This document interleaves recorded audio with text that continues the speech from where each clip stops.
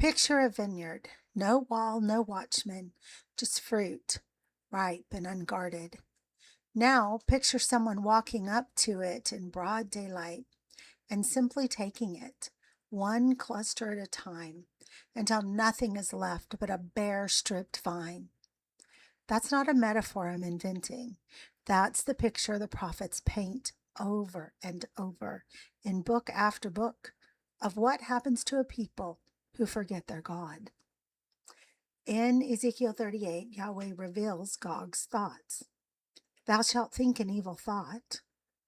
I will go up to the land of unwalled villages. I will go to them that are at rest, that dwell safely, all of them dwelling without walls, to take a spoil and to take a prey. Read that again. Not a fortress, not an army meeting an army on a battlefield. A safe people, a resting people. And Isaiah describes exactly what that looks like when it happens.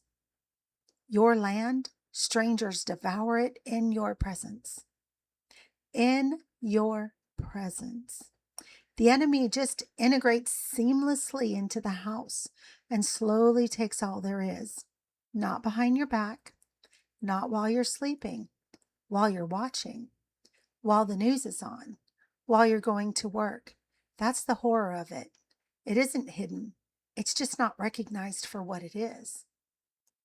Isaiah 10 gives us the Assyrian's own account of how he does it. My hand has found as a nest the riches of the people, and as one gathers eggs that are left, I have gathered all the earth, and no one moved the wing or opened the mouth or peeped. No alarm, no resistance, because nothing looked like an invasion. Joel takes it further. He doesn't describe one army, he describes four. The palmer worm, the locust, the cankerworm, the caterpillar. Wave after wave, each one finishing what the last one started. What the palmer worm has left behind, the locust has eaten. What the locust has left behind, the cankerworm has eaten. What the cankerworm has left behind, the caterpillar has eaten. And in chapter 2, notice how they get in. They shall run to and fro in the city. They shall run upon the wall. They shall climb up upon the houses. They shall enter in at the windows like a thief. No wall holds them back. No door stops them. They come in through the openings, the windows, the places we didn't think to guard. Our governments, our institutions of learning, our banks, our medical establishments, our religious institutions, our transportation systems, our military, every window and door unlocked, flung wide open. Here's where it gets uncomfortable. If Gog's strategy is spoil, not conquest, plunder, not open battle, we have to ask, has it already started? Look at the last century through that lens, as open doors, as plunder wave upon wave. Wave 1, the money. The link between the dollar and gold was cut not once, but twice in living memory. The vine that held its value for generations severed at the root. No shot fired. Wave 2, the family. The institution at the foundation of covenant Israel, fractured economically, culturally, educationally, by policy, until the household that once anchored a nation could barely anchor itself. Wave 3, the body and the mind.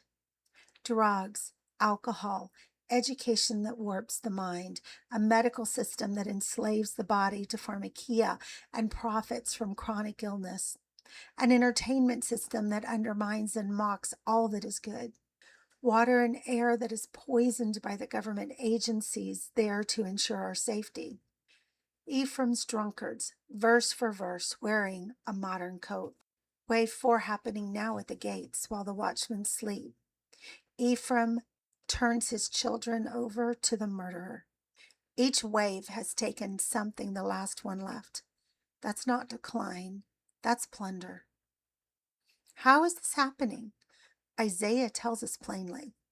The leaders of this people cause them to err, and they that are led of them are destroyed. The vine isn't stripped by strangers alone. It's stripped because the watchmen who should have guarded the wall were themselves drunk with the wine of power, greed, vice, false religion, pride, and led the enemy straight through the gate they were supposed to defend. Why would he call it Yahweh's army? Isaiah tells us why. He says the remnant who survive this will not do what their fathers did. They'll never lean again on the very power that struck them, begging the Assyrian for rescue from Assyria.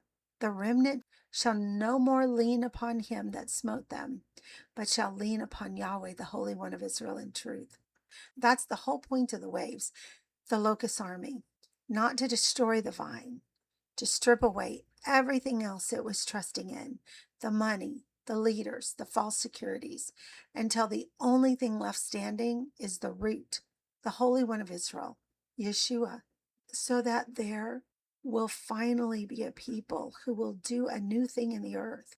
They shall make an oath and keep it, so that Israel will no longer be backsliding children who become corrupted by the other Elohim, gods with a little g, but will stay loyal to the shepherd of Israel. In the next two videos, we will define the far north as a key to understanding end time prophecy, and we will determine what the culmination of this judgment will look like so that we can look forward with hope to Yah's redemption